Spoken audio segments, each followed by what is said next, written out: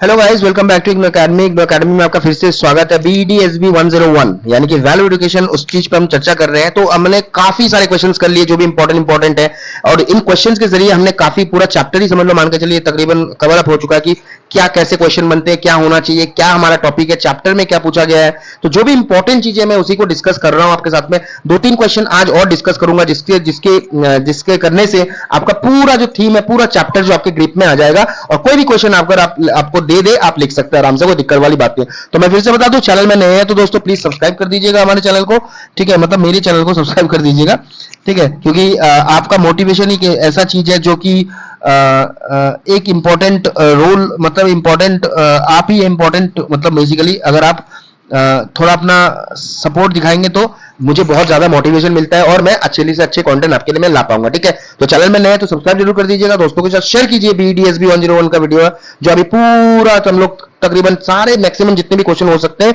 हम लोगों ने कर लिया। देखिए एग्जामिनेशन क्वेश्चन, एग्जामिनर जो होता है क्वेश्चन के साथ थोड़ा खेल जाता है, थोड़ा वर्डिंग्स के साथ खेल जाएगा, बाकी टॉपिक्स आपके सेम रहेंगे। तो क्वेश्चन को एनालाइज ठीक से करना ही मेन चीज होता है एग्जामिनेशन में।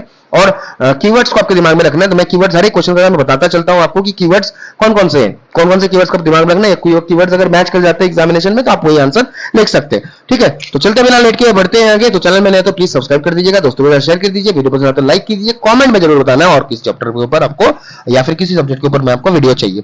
तो चलते बढ़ते हैं आगे। आज का जो फर्स्ट क्वेश्चन हम लोग देखेंगे, और बहुत ही इजी तरीके से मैं आपके लिए क्वेश्चन लाता हूं या फिर इजी तरीके से आपके लिए क्वेश्चन मैं रेडी करता हूं, उस पर टाइम लगता है तो ताकि आपको समझ में आए और आप अच्छे नंबर ला पाए, ठीक है। तो चलते बढ़ते हैं आगे।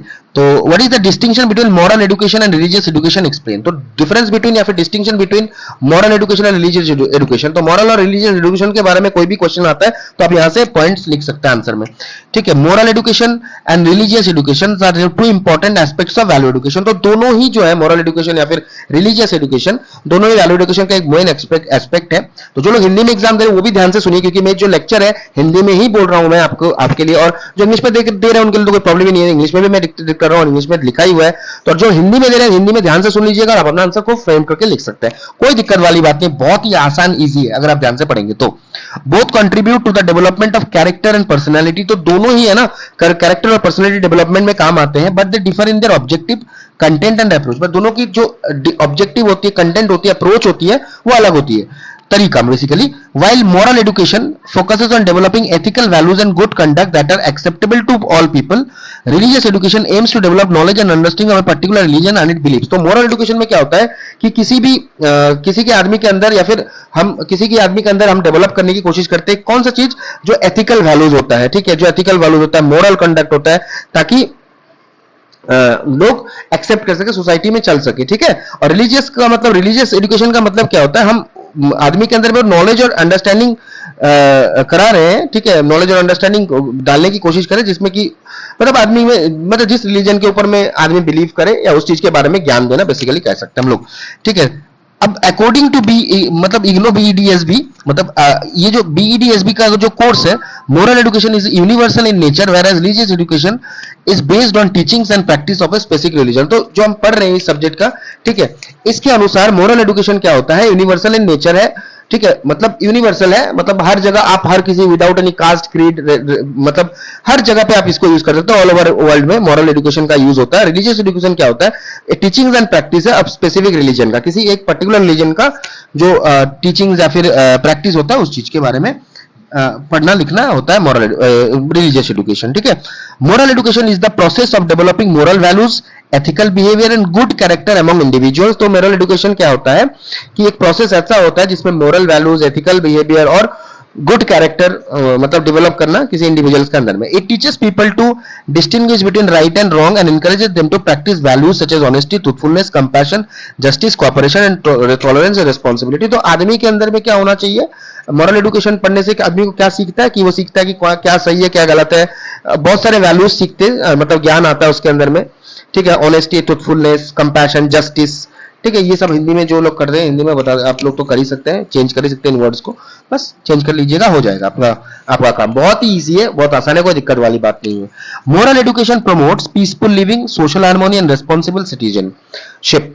तो मोरल एजुकेशन में क्या होता है कि अगर आप अच्छे से मोरल एजुकेशन लेते हैं, प्राप्त करते हैं, तो आपके अंदर में एक पीसफुल मतलब आपका दिमाग शांत काम करेगा, आप सही से चलना सीखेंगे, सोशल सोसाइटी में एक तरीके से रह पाएंगे, ठीक है, एक रिस्पॉन्सिबल सिटीजन बनेंगे. It is connected with any particular religion, it is not connected with any particular religion and is applicable to everyone. तो ये किसी पर्टिकुलर रिलीजन से कनेक्टेड नहीं है, ये हर किसी के साथ कनेक्टेड है, ठीक है.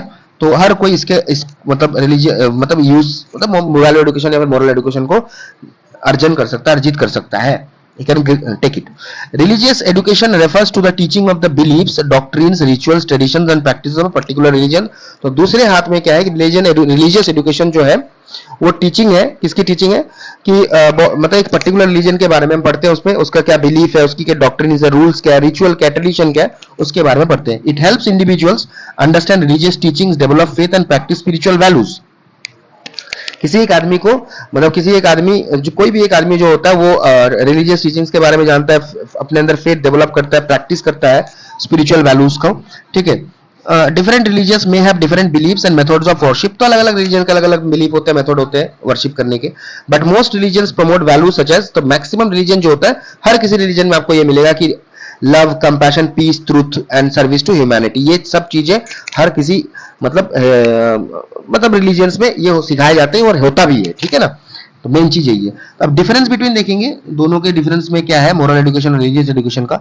Moral education develops ethical and moral values universal and common to all people, focuses on character formation, promotes social responsibility and ethical behavior suitable for people for all religions. ठीक है. तो ये हम लोगों ने जो पढ़ा है कि ये एथिकल वैल्यूज और मोरल वैल्यूज को डेवलप करते हैं, यूनिवर्सल है, हर एक पीपल के लिए सेम है, कैरेक्टर अच्छा आपको अच्छे आदमी बनने में मदद करता है, सोसाइटी में मतलब रिस्पॉन्सिबिलिटी अब चले, आपकी बिहेवियर अच्छी हो, ये इस बात की सुनिश्चित करता है, ठीक है.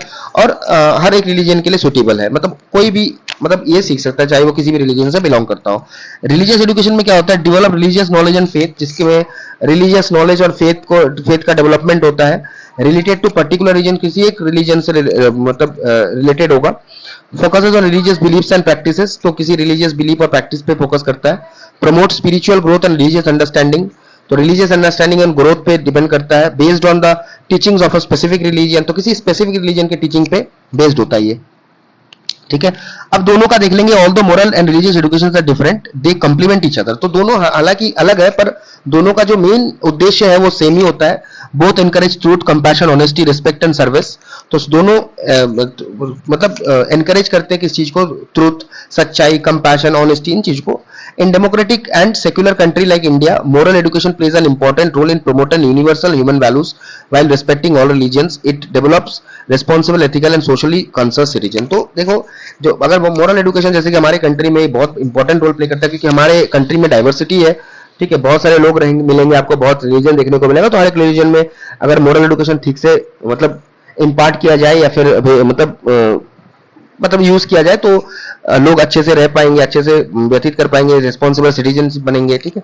तो यही चीज है. तो होप आपको समझ में आ रहा होगा या फिर आ गया होगा. तो ये मेन चीज है. अगर इसके रिलेटेड क्वेश्चन को चेंज भी कर सकते हैं, ठीक है, पर आंसर आपका सेम ही होगा. शायद वर्डिंग्स के साथ खेल जाए एग्जामिनर जो है, वर्डिंग्स को चेंज कर दे, ठीक है, पर आंसर आपको सेम ही लिखने हैं. तो अगर थीम क्लियर होगा, बिना स्किप किए अगर वीडियो को आप देख रहे हैं तो आसानी से आप एग्जामिनेशन में जाके कर सकते हो. तो बने रहिए यार हमारे साथ में, ठीक है. हाँ, तो जैसे कि मैं बोल रहा था आपको कि बेसिकली जो हम लोग चैनल में अगर आप नए हैं तो प्लीज, जो लोग नए हैं चैनल में, प्लीज सब्सक्राइब कर दीजिएगा चैनल को, दोस्तों के साथ शेयर कीजिए और वीडियो पसंद आए तो लाइक कीजिएगा. कमेंट में जरूर बताना है आपको कौन से और टॉपिक्स के ऊपर, कौन से सब्जेक्ट के ऊपर वीडियो चाहिए. तो बहुत ही ईजी है. देखेंगे what are the different school of Indian philosophy, explain any two orthodox schools of Indian philosophy. Indian philosophy के जो स्कूल्स है, फिर ये क्वेश्चन को देखो वर्डिंग्स के साथ एग्जामिनर खेल जाएंगे. मैं आपको बार बार बताता हूँ इन चीज को, पर आपको पीडीएफ बोल रहा हूँ, आपको जो एनालाइज करना होना, मतलब एनालाइज करना आना चाहिए कि अगर आप कीवर्ड्स को दिमाग में रखते हैं, जैसे इंडियन फिलोसफी है, इनकी कीवर्ड्स को अगर आप दिमाग में रखते हैं तो आराम से आप कोई भी आंसर्स को कर सकते हैं. तो बढ़ते हैं आगे बिना लेट किए हुए. चलिए. Indian philosophy is one of the oldest philosophical traditions in the world. It deals with questions related to life, knowledge, reality, morality, liberation. तो इंडियन फिलोसफी जो है एक ओल्डेस्ट फिलोसफिकल ट्रेडिशंस है हमारा, जिसमें हम लोग डील करते हैं किस चीज के साथ, लाइफ, नॉलेज, रियलिटी, मोरालिटी, इन चीजों के बारे में डील करते हैं.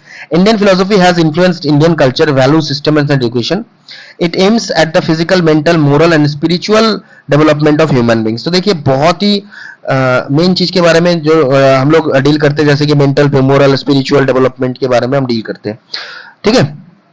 The schools of Indian philosophy are broadly classified into orthodox, astika और हेटेरोडॉक्स, जिसको बोलते हैं नास्तिक, आस्तिक और नास्तिक। ऑर्थोडॉक्स बोलते हैं आस्तिक और होता है हेटेरोडॉक्स नास्तिक। तो ऑर्थोडॉक्स और आस्तिक schools accept the authority of Vedas, तो वेद के ऑथोरिटी को एक्सेप्ट करते हैं, न्याय, वैशेषिका, समख्या, समख्या, योग, मीमांसा, वेदांत, ठीक है। और हेटेरोडॉक्स का नास्तिक जो स्कूल्स है do not expect the authority of Vedas, जिसमें बुद्धिज्म, जैनिज्म, चरवाक ये सब आएंगे। तो न्याय स्कूल, न्याय के स्कूल के बारे में देखेंगे यहाँ पे क्या है। द न्याय school was founded by Gautam. It emphasizes logical reasoning and critical thinking as the means of acquiring true knowledge। अगर आपको ट्रू नॉलेज एक्सेप्ट करना है न्याय स्कूल से, तो ये इन्होंने गौतम ने फाउंड किया था, मतलब बनाया था, या फिर कह सकते हैं कि नींव रखी थी। तो इसमें क्या होता है, रीजनिंग, लॉजिकल रीजनिंग और क्रिटिकल थिंकिंग पर जोर दिया जाता है कि अगर आप दोनों चीज आपके अंदर में है तो आप आराम से ट्रू नॉलेज को एक्योर कर सकते हैं। अकॉर्डिंग टू न्याय philosophy, correct knowledge helps individuals overcome ignorance and attain liberation. It accepts 4 valid sources of knowledge: perception, inference, comparison and testimony. The school encourages rational thinking, careful observation and sound judgement in daily life. तो basically क्या होता है कि अगर आप न्याय philosophy को करते हैं तो आपके में सही नॉलेज होएगा, जिसके कारण से आपके में परसेप्शन, इन्फेरेंस होगा, ठीक है, अब भाईचारा बढ़ेगा, कंपेयर कर सकते हैं, मतलब बहुत सारी चीजें होती है, एनकरेज होगा, आपकी थिंकिंग कैपेसिटी बढ़ेगी, ऑब्जर्वेशन का पावर बढ़ेगा। तो इन चीजों के बारे में मतलब ये होता है। योग school, the yoga school was founded by Patanjali. It emphasises of self discipline, self control, spiritual development, ठीक है। तो योग स्कूल है जब पतंजलि ने मतलब नींव रखे थे, पतंजलि ने, ठीक है, पतंजलि जी ने। तो बेसिकली अभी तो जानते ही आप लोग योगा का क्या है, तो लोग, आप लोग, बहुत लोग जानते हैं योगा से, बहुत लोग करते भी होंगे योगा, तो आप लोगों को पता है योगा से क्या होता नहीं होता, तो आप लिख सकते हैं आराम से। तो देखिए बेसिकली ये जो सब्जेक्ट है ना, ये आपको रियल लाइफ या फिर जो सोसाइटी में जो चल रहा है, घटित घटनाएं हैं, उन चीजों के बारे में लिखना है। तो बाकी बहुत सारे कंसेप्ट में बता दिए हैं, तो उन कंसेप्ट के साथ में नए नए कॉन्सेप्ट जो आप पढ़ रहे हैं इसके साथ में मैच कर लीजिएगा। जो सोसाइटी में जो जानते हैं आप लोग उस चीज के बारे में देख लीजिएगा और जान लीजिएगा, तो आराम से आप लिख सकते हैं खुद का आंसर बना के, ठीक है। According to yoga philosophy, the ultimate aim of life is self-realization through the control of the mind and senses। तो योगा से आप अपने लाइफ के एम के लाइफ को सही कर सकते हैं, सेल्फ रियलाइज कर सकते हैं, ठीक है। आपका कैसे सेल्फ रियलाइजेशन होगा, आपका मतलब आपके अंदर को कैसे आप कंट्रोल में रखेंगे अपने आप को, कि आपका माइंड को, आपके सेंसेस को कंट्रोल करेगा, वो योगा से ही पॉसिबल है। Patanjali explain the 8-fold path, अष्टांग योगा। पतंजलि ने अष्टांग योगा के बारे में बताया है, विच इंक्लूड्स यम, नियम, आसन, प्राणायाम, प्रत्याहार, धारणा, ध्यान, समाधि। योग develops physical health, mental peace, emotional balance and moral values. तो क्या है योग का मतलब है, क्या है वो आप लिख सकते हैं। Indian philosophy provides guidance for ethical living and personality development. The orthodox school emphasize knowledge, discipline, self control and moral conduct. Their teachings continue to inspire value-based education and help individuals lead balanced, responsible, meaningful life। तो basically Indian philosophy जो है आपको guidance provide करते हैं कि आपकी living जो है, मतलब जब जी रहे हैं, जब पर्सनैलिटी डेवलपमेंट हो आपका तरीके से हो, सही से हो, ठीक है। तो ऑर्थोडॉक्स स्कूल जो होते हैं उसमें आपको सीखने को मिलती है कि आपको अपनी नॉलेज बढ़ती है, आप डिसिप्लिन रहते हैं, सेल्फ कंट्रोल रहता है आपके अंदर में, आपकी मोरल कंडक्ट अच्छी रहती है, मतलब बिहेवियर आपकी अच्छी रहती है, ठीक है। इसमें वैल्यू बेस्ड एजुकेशन होता है, तो मतलब बेसिकली वैल्यू बेस्ड एजुकेशन होता है, बैलेंस लाइफ होती है, रिस्पॉन्सिबिलिटी बढ़ती है, लाइफ का एक मतलब आपके पास में एक लाइफ, जिंदगी जीने का एक तरीका बनता है, या फिर एक आपको साधन मिलता है, एम होता है लाइफ में। Next, explain verbal and non verbal interaction. Verbal और नॉन वर्बल इंटरेक्शन के बारे में हम देखेंगे। Interaction is the process through which people communicate with another by sharing ideas, feelings, information, experiences. तो बेसिकली इंटरेक्शन क्या है, एक ऐसा प्रोसेस है जहां पे पीपल, आदमी जो होते हैं, एक दूसरे के साथ कम्युनिकेट करते हैं। कैसे कम्युनिकेट करेंगे, अपनी आइडियाज को शेयर करेंगे, फीलिंग्स को शेयर करेंगे, इन्फॉर्मेशन को शेयर करेंगे, एक्सपीरियंस को शेयर करेंगे, है ना। Effective interaction is essential for teaching, learning, personality development, value education and healthy social relationship. तो इफेक्टिव इंटरेक्शन हम कब बोलेंगे कि हाँ तरीके से इंटरेक्शन हो रहा है, जब एक टीचिंग लर्निंग, मतलब effective interaction is essential for teaching learning. Effective interaction क्यों जरूरी होता है, मतलब हम दूसरे के कम्युनिकेशन क्यों जरूरी होता है, ताकि हमें टीचिंग लर्निंग, मतलब टीचिंग लर्निंग के लिए जरूरी होता है, कम्युनिकेशन होगा तो टीचिंग लर्निंग सही से होगा। पर्सनैलिटी डेवलपमेंट होती है, वैल्यू एजुकेशन के लिए यूज होता है, सोशल रिलेशनशिप में काम आता है, ठीक है। Interaction can be classified into verbal interaction and non verbal interaction. तो एक वर्बल इंटरेक्शन होता है, तो यहाँ पता ही चलता है वर्बल इंटरेक्शन के बारे में, मतलब कि आप बोल रहे हैं, और नॉन वर्बल मतलब सिंबल या फिर साइन के हिसाब से बताएंगे हम, ठीक है। तो ये क्वेश्चन आप किसी और तरीके से भी आ सकता है कि एक्सप्लेन नहीं करके आपको डिस्टिंग्विश दे दे, डिफरेंस बिटवीन दे दे, तो चीजें आपकी सेम है। अगर आपको कॉन्सेप्ट पता है तो आप आंसर लिख सकते हैं, है ना। तो चैनल में नए तो प्लीज सब्सक्राइब कर दीजिएगा, दोस्तों के साथ शेयर कीजिए, वीडियो पसंद आए तो लाइक कीजिए, ज्यादा फास्ट लग रहा है तो स्लो कर लीजिएगा, ज्यादा स्लो लग रहा है तो फास्ट कर लीजिएगा। चलिए, है ना। वर्बल इंटरेक्शन के बारे में देखेंगे। Verbal interaction refers to the communication through spoken और रिटन वर्ड्स। तो मैंने अभी बताया आपको कि वर्बल कम्युनिकेशन का मतलब ये होता है जब आप किसी कम्युनिकेशन को करते हैं जिसके में आपको बोलना या फिर लिखना अलाउड होता है या फिर लिखने के थ्रू से करते हैं, तो उसको हम वर्बल कम्युनिकेशन बोलते हैं। It is the most common form of communication used in classroom, families, work place and society. एक ऐसा कॉमन है जो हर जगह यूज होता है, जैसे classroom, work place, family, society, इन जगहों में यूज होता है। It helps people express ideas, ask questions, provide explanation and exchange information. तो ये क्या होगा कि ये हेल्प करता है आपको, किसी भी आदमी को, कि आइडिया को एक्सप्रेस करने में, क्वेश्चन पूछने में, एक्सप्लेनेशन या फिर एक्सप्लेनेशन देना या फिर इंफॉर्मेशन को अदल बदल करनी हो, तो इसमें वर्बल इंफॉर्मेशन का इंटरेक्शन का बहुत बड़ा रोल है। तो देखेंगे हम लोग क्या क्या है, जैसे use spoken written language. Spoken written language की यूज होती है इसमें वर्बल में। Helps in clear exchange of ideas and information. तो क्लैरिटी रहती है अगर आप लिखकर बोलकर बताते हैं तो। Encourages discussion, questioning and feedback. ठीक है, जो बोलते हैं लिखते हैं उसके साथ में डिस्कशन क्वेश्चनिंग करने में मजा आता है। Promotes learning and understanding. Learning and understanding की डेवलपमेंट होती है। Develops communication and language skills. Language skill और कम्युनिकेशन डेवलप होती है। इंपॉर्टेंस क्या होता है, improves teaching and learning, builds confidence, strengthens interpersonal relationships, encourages cooperation and helps in resolving misunderstandings। तो ये क्या होता है कि confidence build होता है, interpersonal relationship अच्छा होता है, cooperation रहता है, ठीक है, और misunderstanding भी सुलझ जाती है। अगर मतलब बातचीत करने में क्या होगा, किसी आपके साथ में किसी और का किसी दोस्त का मिसअंडरस्टैंडिंग हो किसी बात पे, अगर आप उसके साथ में कम्युनिकेट नहीं करेंगे, वर्बल कम्युनिकेशन नहीं करेंगे, वर्बल इंटरेक्शन नहीं करेंगे, तो चीजें सॉल्व नहीं होगी। आप उसकी तरफ देख रहे हैं, वो आपकी तरफ देख रहे हैं, जिस चीजें वो सोच रहा है कि ये तो कहीं मुझसे सॉरी नहीं बोल रहा है, आप सोच रहे हैं कि ये मुझे सुन रहा है, ये मन में कोई गाली दे रहा है, पर ऐसा कुछ नहीं है। अगर आप चीजें उनके साथ में शेयर कर लेंगे, साथ में बात करेंगे, तो चीजें जल्दी सॉल्व हो जाती है, मिसअंडरस्टैंडिंग हट जाती है। कहने का मतलब यही है, ठीक है। अब नॉन वर्बल के बारे में देखेंगे। Non verbal interaction refers to communicate without the use of words. तो बिना वर्ड्स के कम्युनिकेट करना। It includes facial expression, eye contact, जैसे मैंने आपको sign language, eye contact, facial expression, gesture, posture, body movements, tone, voice, appearance and physical distance. तो ये सारे चीजें होते हैं कि नॉन वर्बल इंटरेक्शन में आ जाते हैं। Non verbal communication often expresses emotion and attitudes more effectively than words.